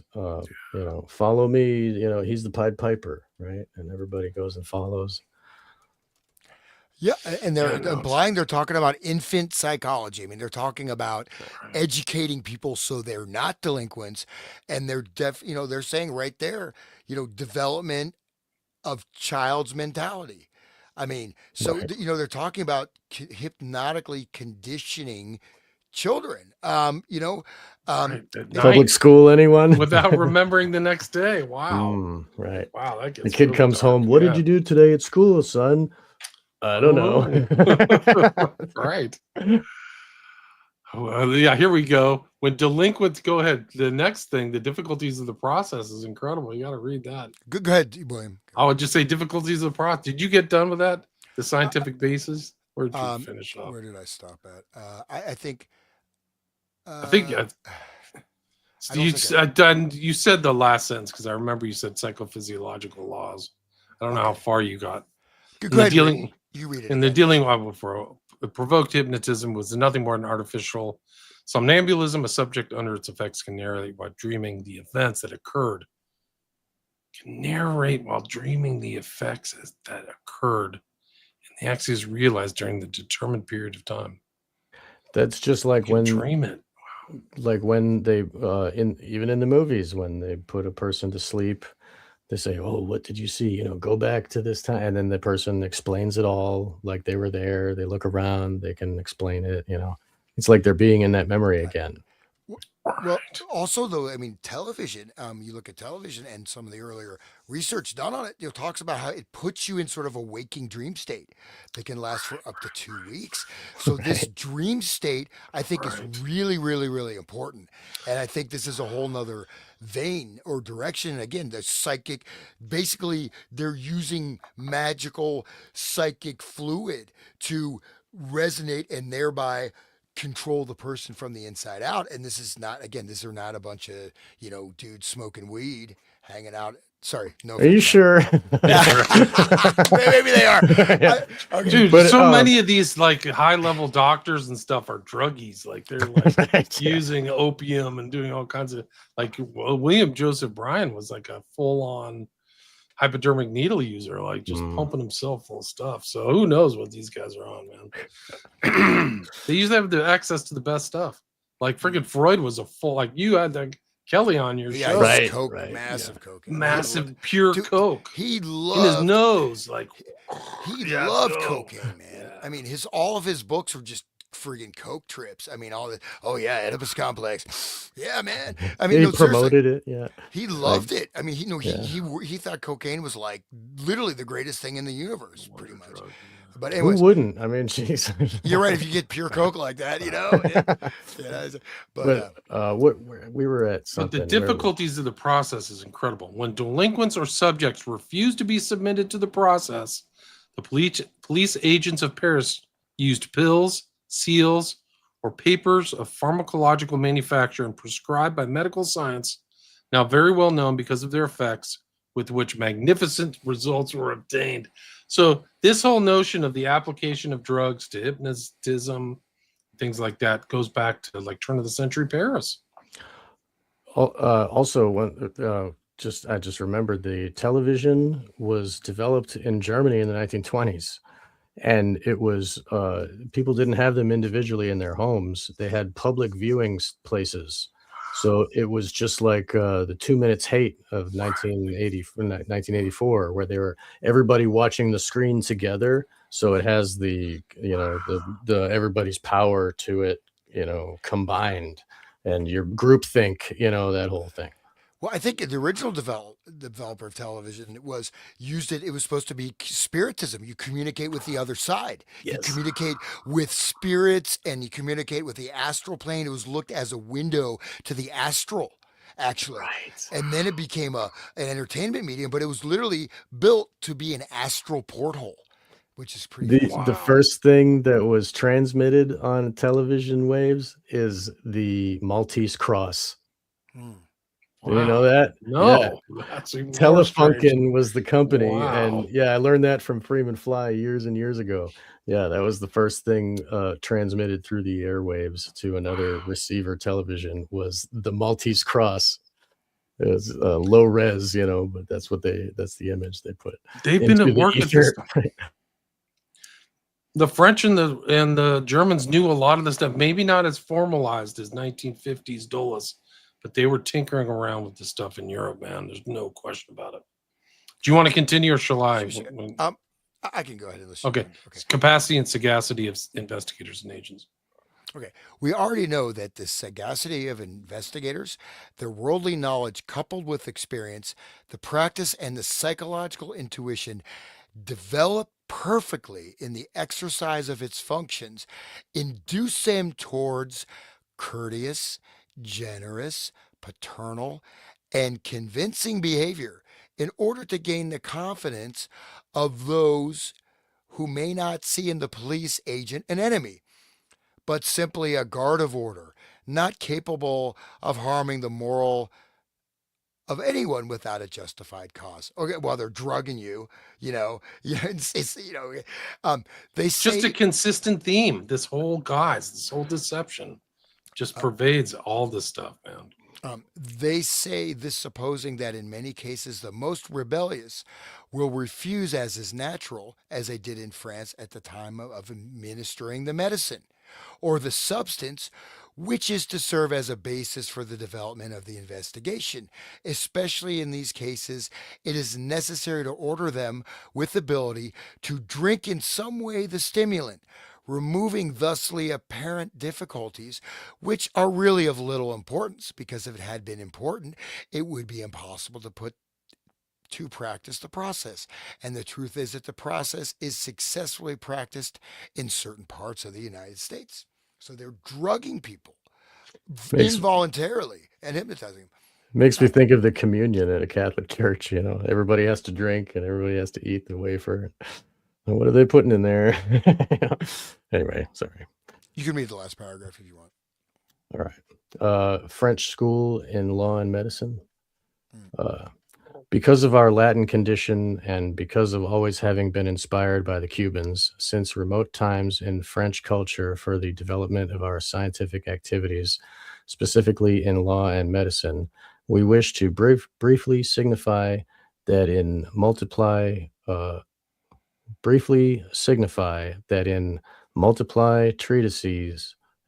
treaties published in that country since the middle of last century to the present about the organization of police forces, their functions, activities, structure, etc., as much in what is related to the agents of public order as in what is related to the commissioners and Secret Service agents or special agents. We have read with interest and processes employed in the persecution of delinquency in which scientific aspect from the medical legal point of view has always prevailed. Havana, September 1942, signed blank, redacted. So that's pretty Wow, another pretty good far document. out, Yeah, right? yeah. Pretty. These are all so important because they're just tying into things people didn't know or maybe not aware of. The whole French thing. I'm not going to read the Espanol stuff. This one is investigation, hypnosis effects. I think this is what we just read was the translation of this right. particular document in 319. This is the original, right? Yeah, correct. I believe that's correct. Right. So I think we can go to 324 is what I think is after the Spanish. Yeah, that's it's kind of interesting, but it's basically they're investigating a murder and hiring a hypnotist. So it's not quite. I mean, I guess it's okay. It's let's just move forward. Yeah. It's a letter dated. This is the other hypnosis in the investigation, 1948. So we've kind of bounced past this some stuff. missing years. Esther Brooks published, for people who don't know, I think Man, the Mechanical Misfit was published in 41. I couldn't find that book too. It's really tough to find that. Yeah, I tried. We spoke about that. Yeah, I tried to find it too. Nobody sent me an email too. I sent out a request last show. Nobody sent me anything. So This one is interesting. So I think, yeah. yeah, you want to do this one? This is pretty much a 3-pager, and we can ramp it up. Do you think this is Esterbrook's? This 3-pager? I don't know. I don't think so. I don't have to. Do you want to? Whoever wants to read, I will read Sean? if you guys don't want to. Or who wants to? You're He's muted. Sean. We're at 144. Sorry, by the way. sorry. Sorry. Sorry, we're at 144. Oh, right, Alan said he yeah. has a hard stop at 2 hours, so we can't do another 3 pages, Hans. Oh, we can do it. We'll do it. It's okay. It's your It's rules. okay. I'm the one who's going to be sleeping outside in the Okay. in the doghouse. We'll try to go fast, but after this, we'll cut it after this. Yeah, but this is a pretty cool one. Yeah. Okay. So this is 327, right? I have it 327. That's correct. Okay. Mr. J. Edgar Hoover, Director. Dear Mr. Hoover, personal. This letter is to call to your attention the most urgent need for better prevention and suppression of the practice and teaching of hypnotism in this country. This evil practice appears to be spreading alarmingly as a result of the favorable publicity that has been foisted on the public in recent years. Its apparently wide use in psychiatry, in the armed forces, etc. As one who has, during the past 2.5 years, seen his wife nearly die, and perhaps her whole life and the life of her family blighted by this dread thing, I would like to urge upon you the need for as near total suppression of this form of crime as is possible. This is great wording here. Since this horrible thing has come to my family, I have studied everything I could find on the subject and quietly made inquiry into the matter wherever possible, and basing my opinions not upon my home experience, but solely upon competent authors and others interested, find the following. 1. A great many medical schools, dental schools, chiropractic schools, etc., teach it as a subject. This is told by men who instruct in it themselves, and I have been told by 2 members of the chiropractic school at Los Angeles that there is a doctor there who teaches it. One of them has taken it himself. 2. Psychiatrists apparently may be divided into 2 classes. Those who practice it and defend it, and those who know very little about it. I took my wife to a well-known psychiatrist in Los Angeles, who told us he had many patients who assured him they had been hypnotized, but that he didn't believe it. He also admitted that he knew very little about the subject and considered hypnotism only as a sleep-inducing system, the same as hypnotic drugs. So the public has very little, if any, protection from the I think it says AMA, which is the American Medical Association. Right. Or any of the medical profession. 3. A number of articles have appeared in recent years in popular magazines of slick paper quality, telling the fine things that can be done with hypnotism. All of them assure the reader that no one can make a hypnotized person do anything against his moral code, and cite the stage hypnotist's demonstration of this. However, this is a lie.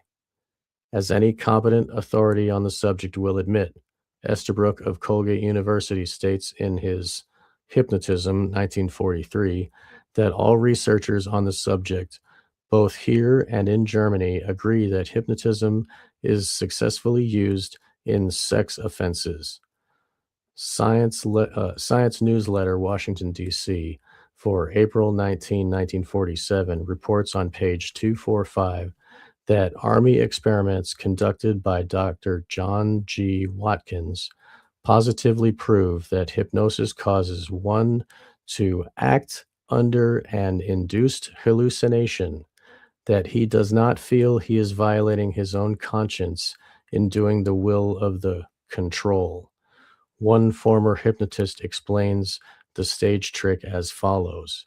And real quick, think about Sirhan Sirhan. When he was pulling the trigger, he thought he was at the gun range, and that's not against his moral, code to be at a gun range. But in reality, he was amongst a bunch of people. Okay, so anyway, one former hypnotist explains the stage trick as follows. The control gives the hypnotized subject a knife and tells him to kill that man in the front row. Now, this is just like the opening scene of Manchurian Candidate when the lead character is made to kill his friend in front of everybody. Wow, amazing. The subject advances menacingly, but at the last moment turns and comes back to the stage. This proves nothing except that the subject obeyed the wishes, not the words, of the control. I have been amazed to find that some of my innermost thoughts were known to persons under my control at the time. Naturally, if the subject really did knife the man in the front row, the control would be in trouble. So, for the purpose of this demonstration, he wishes the subject to advance only so far and then return. 4. There has at times been severe penalties. Sorry guys, I'll start again. 4. There has at times been severe penalties, even death, to persons hypnotizing others in Germany, the seat of hypnotic knowledge in the Western civilization. There appears to be a similar need here instead of the ungoverned use, and praise it is now being accorded by segments of the medical profession and others. This should, if possible, apply to post-hypnotic suggestions also, which of course is difficult, but the whole practice should be outlawed and watched carefully. Occasionally, we see of someone being convicted for moral offenses under hypnosis, but no doubt thousands of others are also victims. Indeed, it hardly seems possible that any really expert hypnotist does not take at least occasional advantage of others sexually and financially, since it involves absolutely no risk under our present laws. Recently, the Los Angeles papers were full of a case where a young man was running some kind of farm near Whittier, California, at which lived a number of husbands and wives. It turned out, according to their testimony, that the husbands worked and supported the colony and its head, and meanwhile left off all cohabitation with their wives, while the head of the colony used the wives as he saw fit and had a number of children from them.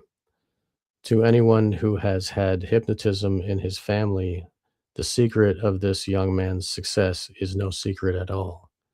He was really an expert. 5. In the Popular Science and Popular Mechanics magazines, there are a number of advertisements for instruction in hypnotism. It is doubtful if anyone could very often get to be an expert by mail, for Professor Estabrooks declares the chief requirement to becoming an expert hypnotist is to want to badly enough. Incidentally, though, one of the chief claims of the hypnotist institutes is that they will tell you how to fix it so that you can never be hypnotized. This is done by having a friend hypnotize you and give you a post-hypnotic suggestion to never let anyone hypnotize you again. If hypnotism is so good, why do hypnotists consider the ability to keep from being hypnotized so valuable? It was our family physician who hypnotized my wife. I am not in doubt of this, for I have much proof. However, I make no accusations to you by name, nor did I at the time, nor to outsiders, because we have no proof that is legal, of course, and so we had no legal recourse. Also, my wife watched me carefully that I did not tell anyone or try to harm him, and I believe if anything had happened to him, she would have died. I had no intention of harming him, for it would accomplish nothing but harm to my family and children, and is against my Christian principles. However, my wife was at the point of death for nearly a year, resisting the post hypnotic suggestions. He arranged twice to increase them when he met her. And for some months, we were able to determine what was wrong with her, since at the time we knew nothing of hypnotism except that it could put people to sleep. My wife was a very strong natured person and would have died rather than to violate her Christian principles. And for a long time, it seemed that this would happen. I have seen enough outside of my family's testimony and my observation of her to know exactly whereof I speak. And about 2 years ago, I accused the doctor to his face, and he, by his actions, confirmed what I was already sure of. The whole thing clouds our family because my wife is unable to concentrate on monetary or outside our household affairs as much as she used to. Her face is strained, and our children have suffered she somewhat from the mother love she gave them before. Estabrook declares that a post hypnotic suggestion for 10 years later has been given and carried out at the exact time, and that students given minor suggestions to resist can think of nothing else until they carry them out, being unable to study, etc. One other authority declares a hypnotist may have 1,000 subjects going about their daily business, but under his control and at his beck and call. My wife was young, beautiful woman, full of ambition, energy, and life before this happened. Now she looks 20 years older from the strain of resisting the suggestion. Is it any wonder that I urge upon you the necessity of general suppression of hypnosis in all its forms? As one authority states, anything that can bind a human will and intrude another will upon it is slavery. That sentence needs to be repeated. Anything that can bind a human will and intrude another will upon it is slavery. And that's, if you look at the definition of magic by Aleister Crowley, that's about the same sentence, pretty much. I know your bureau has no doubt done much on this line, but hypnosis is wearing a new badge of respectability that will enable it to enslave increasing thousands in this free country. Please consider this need to make recommendations to the lawmakers of our land. Sincerely yours, redacted. So I thought that's pretty intense. Big words. And it's he's giving a lot of examples, and then of course we're seeing with the the letter from the Washington police chief. I mean, they're hypnotizing children. If you're not going to be hypnotized, we're going to drug you. We'll make you somnambulist actions without your knowledge. I mean, you see this post hypnotic suggestions. I mean, really destroying people's lives, and you it makes you wonder: are there people that just maybe in daily walks of life that we know or have encountered that have been had some kind of hypnotic suggestion that screwed their whole lives up and they're not aware of it?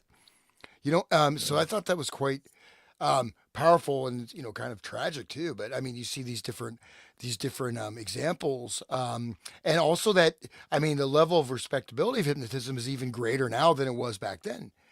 I mean, these guys like Erickson, were formed as this, hypnotherapy. You know, Right. I'll Right. be the one doing the therapy, right? Yeah, he'll be the one. It's though the abuse is there in this document, so it's a third party mentioning Estabrooks over and over. Um, the post hypnotic suggestions driving him crazy, and the notion of like the stable that Estabrooks talks about. This guy had 1,000 stay. I don't know if this guy's exaggerating or not, but he's just saying he has people under his control. And that so the notion of a mind controlled slave isn't, as I mean, according to some of the principles like that, it's not outside of the realm of possibility. Right. So I think that's really important. So The Black And Awakening, right? yeah, and in fact, just really creating, I mean, entire hidden networks, et cetera, which is being applied, and then having this sort of popular version of it in the magazines and this and that. And how do you know that the person hypnotizing you hasn't already been hypnotized by someone above them that's Right. implanting wow, these post-hypnotic Fractal signals? layers. It's yeah, turtles all the way down. right. Well, that's what that was with that experiment, right? With the guy with the remember the battle number of Right. battleships, Right. you know. And I'll just read this one last one. I do have to bounce here, but this is Hoover writing back to this guy.